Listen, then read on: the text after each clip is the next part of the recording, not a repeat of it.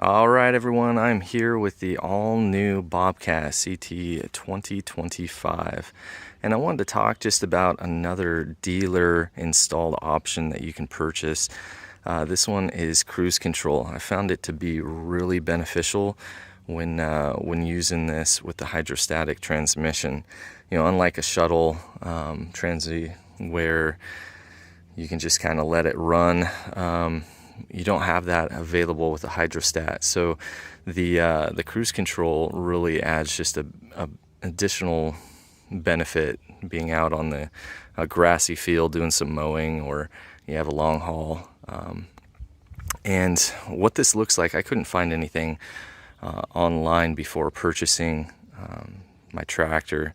So what this looks like is they install a little switch right here to engage the cruise control, and this is on the fly engagement. So you just press down on your pedal, get going the speed that you want, and make the switch over. And then when you're ready to disengage, you unclick. So really simple, very much worth it, beneficial. I would highly encourage you to ask your dealer about installing this option. And I will go ahead and leave a link for more information on that down below.